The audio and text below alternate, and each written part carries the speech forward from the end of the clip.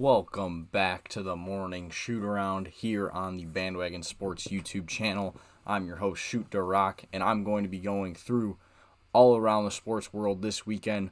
Biggest plays, biggest games in college basketball, some storylines here in the NBA, and then recap the NHL Trade Deadline. But a week from today, everybody, we're going to have a bracket. That's crazy. I can't believe it. I'm so excited. If you guys are too and want to listen to my takes on it, discuss your takes down below. Make sure to hit subscribe to the YouTube channel. Drop a like on the video. If you're on Spotify, make sure to follow the show. Rate 5 stars because March is a big month for us here, talking all sorts of college basketball. So let's get into it. Like I mentioned, a week from today, we will have a bracket, but we have 4 teams we know already that will be in it for sure. And if you're not a big college basketball fan, you might think I'm making up some of these schools that I'm starting here. No, I'm not being silly. These are real schools. The first team to get an automatic bid to the NCAA tournament by winning their conference tournament on Saturday night, winning the Ohio Valley, the Morehead State Eagles. They win 69-55 over Arkansas Little Rock, led by guard Riley Mannix with 26 points. Morehead, this is a tight game, first half and early in the second half, but they started to pull away, hit some big shots, ended up winning the game quite handily. They were the 3 seed in the tournament, so they had to win one more game. The Ohio Valley was one of those similar like the West Coast Conference. I don't know if you guys saw that one, where it's kind of a bit of a tiered, like the 1 and 2 seed already had a bye to the semifinals. So Little Rock, the 1 seed, they only had to win one game to get to the championship here, but they're knocked off by Morehead State. So good win for the Eagles. Let me pull it up here. What they're projected currently in the tournament. It says Morehead State's looking at probably about a 14 seed here on bracket matrix. So maybe a team that can make some damage. I mean, Morehead's been to the tournament before. They're an experienced team. They've been there. So, I mean, I'd have to see their matchup. I don't know if I'd pick them to win, but, maybe that's a sneaky one you keep an eye on. And then there was 3 more bids clinched today. Again, another one. You would probably think I'm making this up. But no, this is the name of the school. Winning the Big South was Longwood. Yep. Longwood. They knocked off yesterday, or on Saturday in the semifinals, they knocked off the 1 seed High Point, who was hosting the tournament, and then today they beat my bet that I gave on layup lines earlier in the week, UNC Asheville in the championship, 85-59. Again, another one where they just kind of rolled, like never in doubt. I was busy this morning. I forgot. This game started earlier. This was 11 a.m. tip, 11 a.m. Central, so noon Eastern. So I didn't get to watch it, and yeah, I mean, Longwood, good win. Like I said, I liked Asheville because of their star player, Drew Pember, but he only had 14 points, shooting 3 of 9 from the field, so that's tough. Michael Christmas was the leading scorer for Longwood. A lot of great names here for the Lancers. The Longwood Lancers, led by Michael Christmas, 18 points for him. Longwood is, on bracket matrix here, they're a 16 seed. So who knows? Maybe we do see another 16 over a 1. I mean, I probably wouldn't put money on it, but you never know. So the Longwood Lancers, the 5 seed in the Big South tournament, come out of nowhere. Like I said, upset win over the 1 seed and then knocking off the 2 seed today. Or I forget, Asheville might have been the 3. But, winning 2 games that they were not favored to win. So congratulations to the Lancers on making the dance. Another one. This was such a fun tournament. I hope you guys watched it. I was out this afternoon, so I didn't get to watch this game.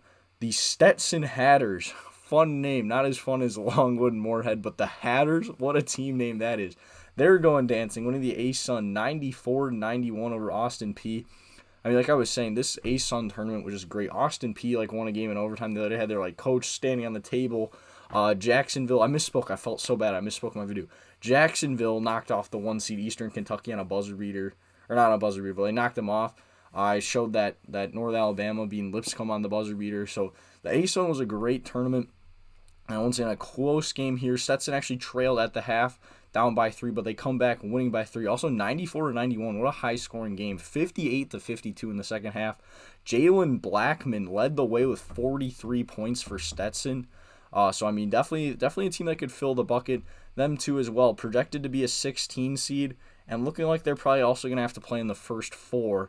Again, we'll see how things change, but just on bracket matrix right now, they would be one of the bottom 4 teams in the tournament. And for those you don't know, bracket matrix, it's a site. It takes kind of everyone's bracketology where they have it seeded and averages it out. So that's why I kind of like to use that here when I'm referencing seeding, just because it's not one person's thought. It's kind of everyone taken into account. And it's like reputable. It's not like, if I randomly started posting bracketology, they would not be incorporating my picks in there. So Stetson also finds them in the dance. And then, honestly, what was the game of the day? I love the Missouri Valley. Oh my gosh, this was such a fun one. I feel a little bit for the Indiana State Sycamores. They came back, they gave it a valiant effort, but it'll be the Drake Bulldogs for the second year in a row going dancing, representing the Missouri Valley, winning 84-80 today over Indiana State. Drake is led by Tucker DeVries, the coach's son, and man, he hoop. He had 27 points today, came up big down the stretch. I mean, Drake was up big in this game. They had a really big lead. Let me try to pull it up here. But because I was watching this one. This was the one I was most tuned into at the event I was at this afternoon. And, I mean, it was rowdy. It was rowdy. There was other people really into it. There was a big group of guys that had, like, money on Drake. They were really into it. So it was a lot of fun. And Indiana State, man, they're a good team. I have watched them play live in person this year. I mean, Robbie Avila is obviously a media darling. Everyone loves him, the look with the goggles. I mean, the Sycamores were ranked at one point this year. I really hope they do get into the tournament. Yeah, Drake led by as much as 18 before Indiana State actually came back late in the second half, took the lead.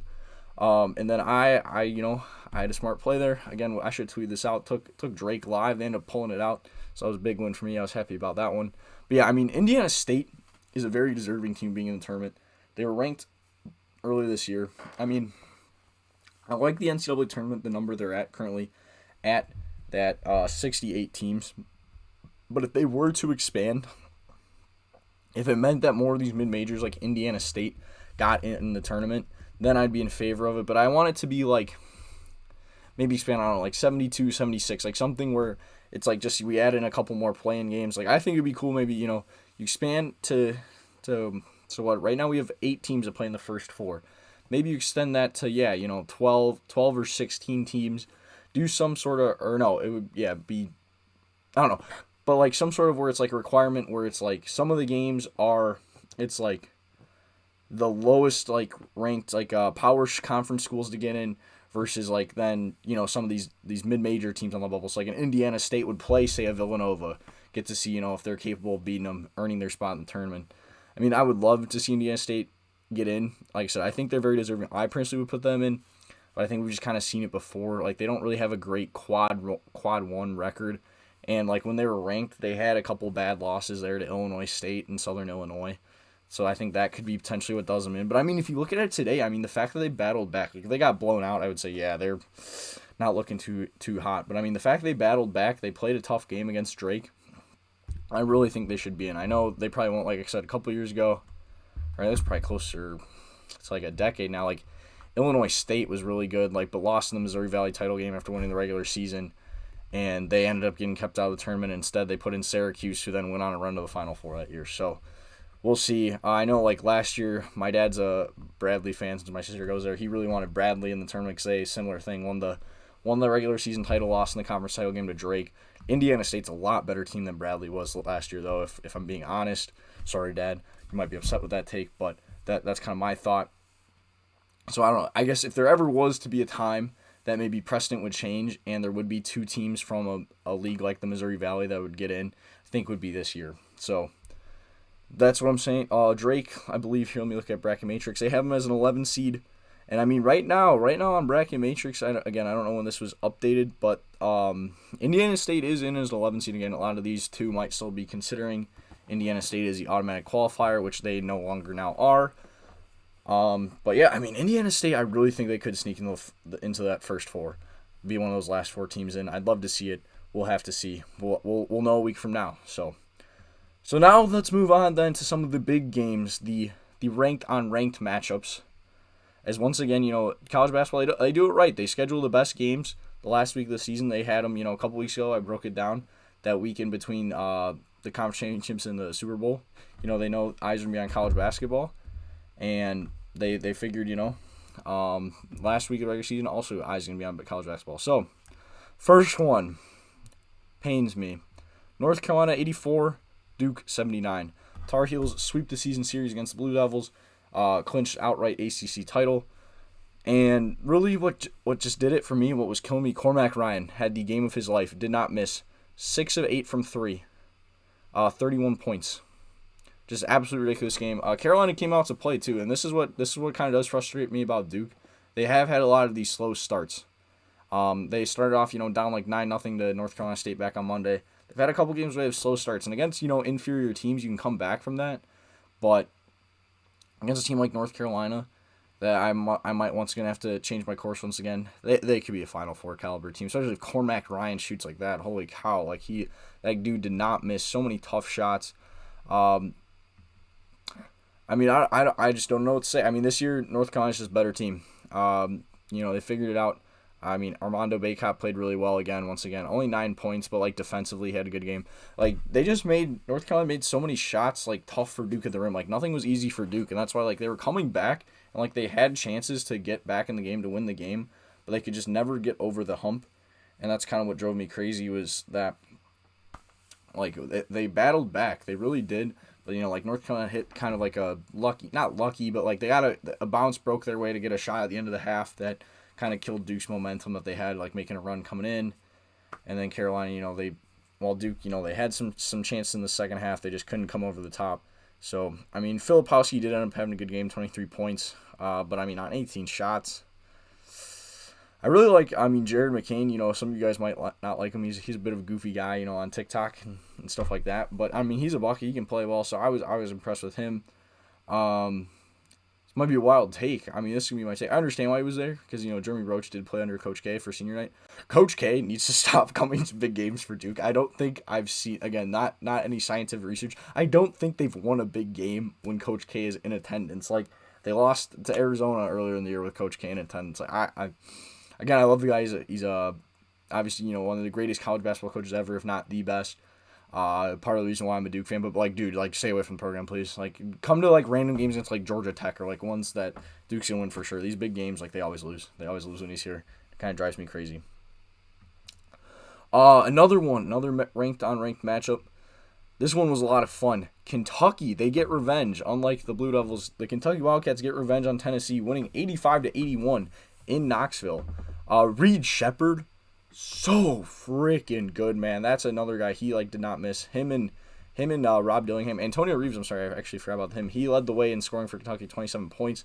And Dalton Connect, so much fun. I can't believe I did not put Tennessee. Like, that was just a brain fart on me in my most fun teams to watch last week. Dalton Connect is so freaking good at basketball. 40 points.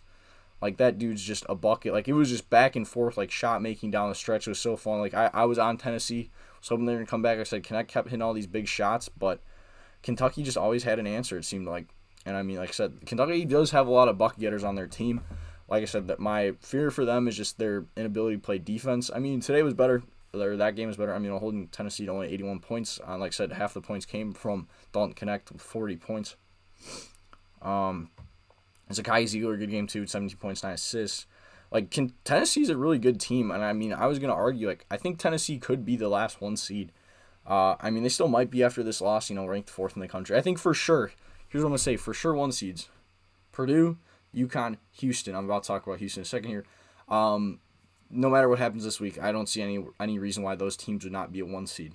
Then the 4th is up for grabs. Could it be Tennessee? They lost. We'll have to see, how they do in the SEC tournament. Maybe, we get Tennessee, Kentucky round 3, and the Vols can win that one. I think if they win the SEC tournament, I can still see them being a 1 seed.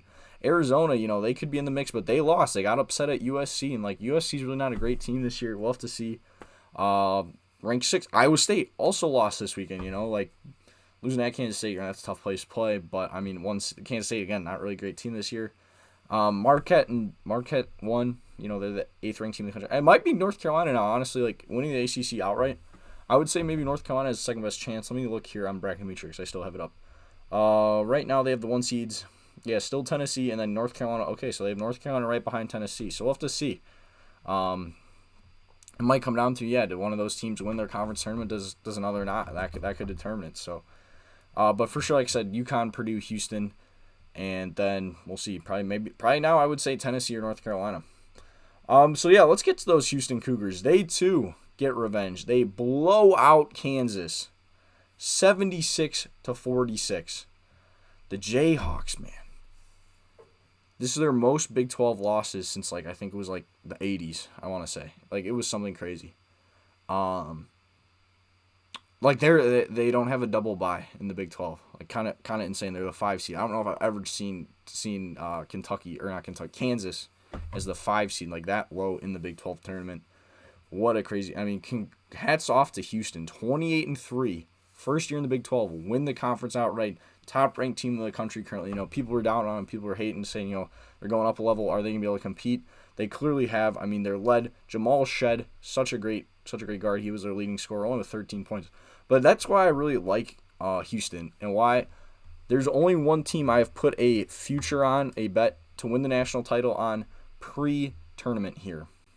And it has been the Houston Cougars. I just think they're the best value, and they're a team that's playing really well that, like I said, right now they're ranked number 1. I mean, maybe this isn't a crazy take, but I guess that would just be the team I think is going to win the title. I mean, such a good guard play with Shed, Cryer, and Cryer won at Baylor. Yeah, like Cryer's won a national title at Baylor. Like he knows what it takes to win. And that's honestly what it is in March. Like it's good guard play and being able to defend. Because, defense is always there. You're going to have nights, especially in the NCAA tournament. If you have a night where you're not hitting your shots, like that can be what does a team in. That's why I'm kind of fearful of maybe like a Kentucky, a Tennessee, Illinois, like teams like that going deep in the tournament. Because if they have a night where they're not hitting their shots, and like I said, they're not great defensive teams, maybe not Tennessee as much as like Kentucky and Illinois, just really not good defensive teams. If you have to rely on outscoring teams and you have a bad night, that's it. That's your season. So Kansas, I mean, they're probably one of the biggest disappointments in college basketball this year. I mean, like I said, like just not a good season for them, but they're still like going to be, what are they ranked at currently here? They're still a 3, maybe they drop to a 4. Like, they're still going to be a top 16 team in the country, like, expected to make the second weekend. It's kind of crazy. Hunter Dickinson, like, went out in this game with shoulder injury. I mean, he really just hasn't been a great transfer like I think they were hoping out of him. I mean, John Furphy's maybe now kind of starting to become that 5th starter for them. But, I mean, not really a great game for him either. 2 of 9 shooting, 2 of 7 from the floor. So I just don't really know if Kansas has the difference makers it takes this year to go deep. Like I said last week, if you're high on a team like Kansas, usually, like, don't follow college basketball on a day-to-day basis. Like, don't be on high as them. Don't pick them to go as deep just based off name value. This year would be my recommendation. Trying to see here's any other really big games I want to touch on from college basketball this weekend. That Baylor team I just mentioned, they got upset by Texas Tech, but I mean that's going on the road. Creighton comeback win against Villanova. Yeah, I mean, Villanova is one of those teams, like, some people, just because of their record, really don't think they're, like, a tournament-caliber team. But we'll have to see. I mean, like, that is a close win. I have to look at their resume. But, like, that's the big one I was seeing was, like, people are like, oh, I'm going to be upset if Villanova gets in over Indiana State. And, I don't know, let's see. Because let me pull this up here. What is Villanova's record on the year now? Yeah, Villanova's 17-14. Like, that's really not a great record. Yeah, I don't know. I don't know. I just brought this up. I don't really have a bunch to say. Like I said, I'm not a bracketology expert by any means. So, yeah, I mean, that's really kind of it. Sunday, yeah, Michigan State, another team I'm not really high on. They lost. Yeah, big day for Big Ten today. Illinois got another win over Iowa. Iowa kind of needed that win if they were going to have a chance, maybe be a bubble team, or Iowa's going to have to win some games this week. But, yeah, Michigan State loses at Indiana. Indiana, not a great team this year. They did announce they're bringing back Mike Woodson. But, I mean, Michigan State, I just don't know. They don't have – that's another team. Like, if you pick based on name value, do not pick them to go deep. Purdue beats Wisconsin. Wisconsin, another team falling off cliff. Do not pick them to go deep. They are so bad now. Lose 70 – Purdue beats them 78-70. Purdue had already clinched the Big Ten title back on Monday. But now for sure, number 1 in the Big Ten, number 3 in the league, going to be – or number 3 in the nation, number 1 in the league. And they're going to be 1 seed. So then Monday, we have 2 more bids that are up here for grabs on Monday.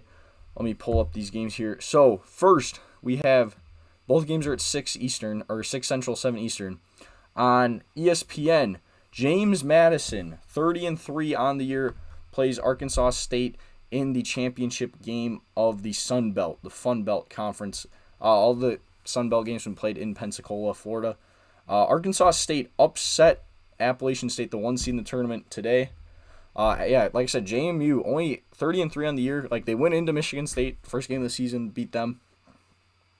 And that was when Michigan State was ranked like 4th in the country. Like I said, Michigan State, not a good team this year, given the expectation. So yeah, 30-3. All three losses came in conference. They did win the matchup against Arkansas State early in the year. They're a good team. I think JMU could maybe cause some trouble, be a good upset pick in the tournament. So I'm gonna go with they win. And then the other one, I forget if I gave out this pick here early in the week. Samford was who I picked to win the SoCon championship before the tournament. That was my bet. I got them at like plus 120 or so. They play East Tennessee State, who East Tennessee State, thrilling win over Chattanooga today in the semifinals. So yeah, I mean East Tennessee State, they're also like the 7th seed in this tournament. They beat Greensboro on Saturday, so they're making a bit of a run here. But I just think Samford's too good. I mean they're led by Ebi Esamora, or no, I'm sorry, that's the Eastern Tennessee State. Akor for Samford. Like Samford's been a team I've seen like they could even be like a 12 seed. Let me pull it up here. 13, yeah, 12, 13. That's a team like they've been solid all year. 28-5 on the year. They're a team I could see. Maybe they pull a upset win. They beat Furman, beat Mercer pretty handily here in the first two games of the SoCon. So that's who I'm going with. I'm going with Samford to win that game as well. Now moving on to the pro ranks. We had quite the weekend in the NBA. First thing I want to touch on, Luka Doncic becomes the first player with 6 straight 30-point triple-doubles. I mean, he's been scoring at a heck of a clip lately. Like he's had such a good year this year, and he's doing it all. The Mavericks are currently the 8th seed in the West here. But that just kind of brings me to my take. I think really, this is a big thing a couple weeks ago. If the NBA wants to fix their All-Star game, go USA versus World. Like, who do you guys think would win this game? For the World, here's what I would think the starting five for the World would be. Again, this is like when all these guys are healthy. Luka and Shea as the backcourt. Like, Shea's going to be in the MVP conversation this year. He's playing really well. Luka, Shea. Probably have Giannis at the 3. And then do, like, Jokic at the 4 and Embiid at the 5. Again, they're going to be very big. Like, the World team definitely dominates the bigs. I mean, Victor Wembanyama's then coming down the pipe here, too, for them. So, the World team, they're definitely loaded at the bigs. And, like, honestly, this might be the best, like, world basketball I've ever been. And I think especially with, like, the Olympics this summer, like, maybe, it'd be fun to do that. Fun to do that next year. And then, like, the USA team, the starting 5, I'd go probably, like, AD and LeBron. That'd be my backcourt. I'd go, like, Tatum. Like, Tatum or Durant, maybe. I'm honestly, with how he's been playing this year, I'm going to go Tatum as a 3. And then, like, Curry and Booker 1 and 2. Like, it's a nice little backcourt duo there. But, I mean, like, who do you guys think would win that matchup? I think that'd be a really good game either way. I mean, I honestly might lean Team World. Then when you get into, like, bench depth and stuff like that, maybe it's a little bit more Team USA. But, like, starting 5-wise, I kind of like the World team in that. And then I'm here going to throw up on the screen the NBA standings. So that brings me to my other point. So you see right here, the Thunder are currently first in the West. The Nuggets are second game back. Timberwolves in third. Clippers 4th. Pelicans 5th. And then Suns 6th. But what I'm going to bring your attention to, I want to look at this bubble here. Look at this play-in tournament. The Los Angeles Lakers beat both Minnesota and OKC this week. They're currently sitting at 9th. They're only 2 games out of that 6th spot. The Warriors are then a game and a half behind them. They're only a game behind the Mavs too. The Kings did beat the Lakers this week. The Kings sit in 7th. But the Lakers have had some good wins this week, especially with no LeBron on Friday. They beat the Bucks, and then LeBron and AD both played very well today to beat Minnesota. No Cat for the Timberwolves. But the Lakers, I mean, similar to last year, I think if they get Minnesota, OKC, or like one of these young teams, I think they're once again going to be bound to like go pretty deep in the dance here. I mean, the one team they just can't beat is the Nuggets, so I hope for their sake, I'm a bit of a Lakers fan, I hope they don't get the Nuggets, because that's a team that's going to beat them for sure. But if they get one of these young teams, I mean, even the Clippers, they came back to win against the Clippers last week, and I mean, for years the NBA was hyping up that Lakers Clippers series, we never got it. So, we'll have to see, maybe we'll get that now. But yeah, that's just kind of my take. Not a whole lot, NBA. Most of my focus basketball-wise is on college right now. We got our first team eliminated, the Wizards. They are somehow worse than the Pistons. 11-53. They have won their last 2 games though, so they won't catch the Pistons losing streak like some people thought. Maybe Celtics are still in first, like dominating. Like Like I said, I still think it's kind of the Celtics conference to lose here in the East. And then we'll move on. We'll close off the show with little NHL talks. Like I mentioned last week, the trade deadline was last week. Or it was Friday. It was this past Friday. And my one prediction, like I said, I thought Jake Guentzel was going to move, and he did. Went to the Carolina Hurricanes.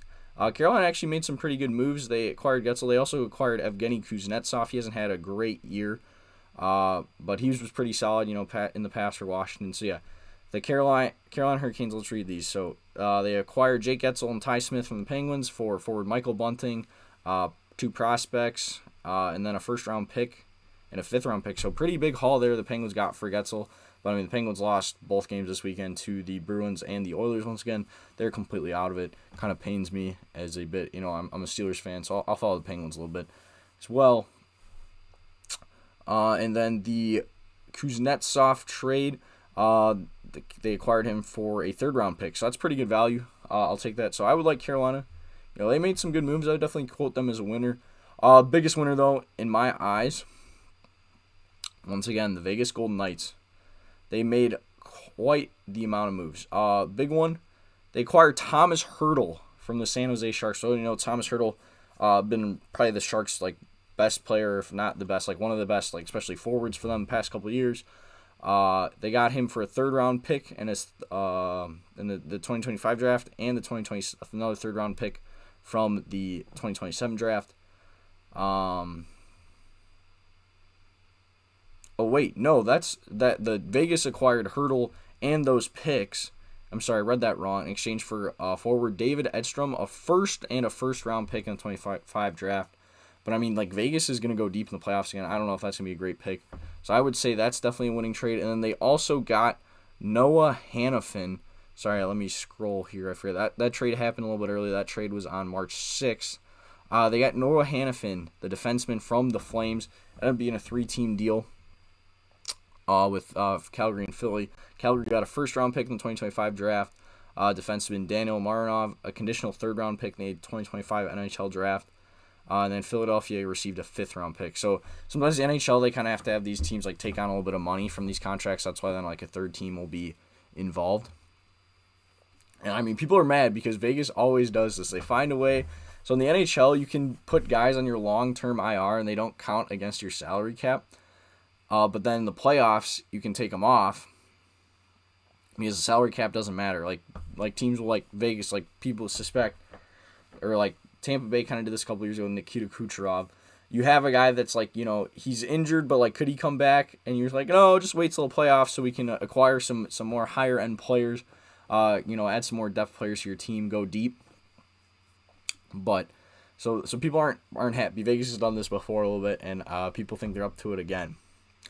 My favorite move, though, so I would say team-wise, the 2 best teams that got better at the deadline were the Knights and the Hurricanes. But then my favorite move, this one was really good. Where is it? I can't find it now. But Vladimir Tarasenko is going to the Florida Panthers. And like I said, I pulled up the NBA standings here. I'm going to show, if you're watching on YouTube, I'm going to show the NHL standings now. Florida currently sits at first in the Atlantic now with 92 points, 1 point ahead of Boston. And they've just been such a scrappy team this year, winning a lot of games, being very physical, and they can score goals. And now adding another forward in Tarasenko, I think that's a great move for them. And again, maybe score pick. So many of these picks I give out here, I'm just picking 1 seeds to win. But I don't think there's a team better than Florida in the Eastern Conference this year. The Atlantic's really good. I think if there's going to be a team that there will be a team, but whoever is going to represent the Eastern Conference in the Stanley Cup Final, I think is going to come out of the Atlantic. Because like I said, Florida and Boston are neck and neck right there. Toronto, maybe, probably not, but maybe. It would be cool for them to beat Boston, just since Boston kind of always has their number. Then looking at the wild card, Tampa Bay still in there. Detroit now has actually fallen. They lost, let me look here, 5 straight games. Detroit's lost 5 straight games, and the Islanders have won, Islanders won 6 straight. Sorry, you guys probably can't see that. But Islanders won 6 straight, so they've now passed Detroit. Well, they're tied in points, but 1 less game played. So the Islanders are now in the mix. But I think, Tampa Bay, their experience, they've done it before. Detroit now, they added Patrick Kane. They've had some veteran guys. I think if there's a team that comes out of the East, or the team that comes out of the East is going to come from the Atlantic. But right now, after this move of acquiring Tarasenko, I think my pick's probably gonna be Florida. Then the West. So Vegas now. Actually, I didn't realize this. They haven't been playing great as of late. They're currently in a wild card spot. They should still make the playoffs pretty easily. I mean, like I said, that's a 3-game lead there on Minnesota with one less game played. Also, then the teams they're tied with LA right here. They probably won't catch Edmonton. All right. Here's what I'm gonna do. My Stanley Cup final pick. Maybe Edmonton peaked a little bit too early, but I'm going to go the Edmonton Oilers and the Florida Panthers is my Stanley Cup final prediction here on Monday, March 11th. Still about a little over a month left in the season, and then a little less than 3 months from what would be the Stanley Cup final. But yeah, so March 11th, I'm going to Edmonton and Florida. That's my Stanley Cup final pick. One wrap up late here. This came in late Sunday night, right here before I'm recording. Do a little NFL talk. Russell Wilson is coming to Pittsburgh. As you can see, wearing my Steelers shirt. I'm a Steelers fan. I did really want them to acquire a quarterback this offseason. But I'm gonna be honest, I didn't want it to be Russell Wilson. Can he challenge Kenny Pickett for the job? Yes. Could he win the job? Very easily, yes. But Denver brought in Russ thinking he could be this guy to kind of get their team over the top, leading to the Super Bowl, and obviously that did not happen. They didn't even come even close. They didn't make playoffs either year. I think Pittsburgh really is close. We saw it this year. They have such a good defense, especially when TJ Watt stays healthy. They have good addition like Alex Highsmith. They are so close, but honestly, it could just be quarterback play, and their offense is what held them back. And I just don't know if this point in his career, if Russell Wilson really is that difference. I mean, there's been flashes from Kenny Pickett, but he's been he's gotten injured. He's been inconsistent. I don't really know what to make of Kenny. I don't really know if he's the guy, but I sure as heck really don't think Russell Wilson is the guy that could lead them to the Super Bowl. Really, the guy I want. I mean, this might sound stupid. Russell Wilson has more accolades in his career, but like I said, I kind of think he's on the backside, falling off. I really thought Justin Fields would have been a good add. I think his running ability really kind of would have added to the Steelers' offensive attack, made him really more versatile, especially just considering they have two really good running backs in Najee Harris and Jalen Warren. But looks like Russell Wilson's going to be the guy. If you follow me on Twitter, you saw him really not happy. But we'll see how it goes. Maybe I'll be proven wrong. But that's going to wrap it up for today's video. Thank you guys so much for watching and listening. Wherever you're consuming this, there's going to be layup lines out every day this week. It is conference tournament week. There's going to be games to bet on, games to watch every day. Great time of the year for college basketball. Just a great time of the year for sports. I mean, baseball, we're going to be talking some baseball next week for sure, just because MLB is going to be here before you know it. It's less than a month away. I'm excited. If you're excited, make sure to subscribe to the video, follow us on Spotify, like these videos on YouTube, rate us 5 stars on Spotify. Wherever you're consuming it, make sure to let people know that, Bandwagon Sports, we're on the up. Great show to listen to. Appreciate you guys for watching, and I'll see you tomorrow. Peace.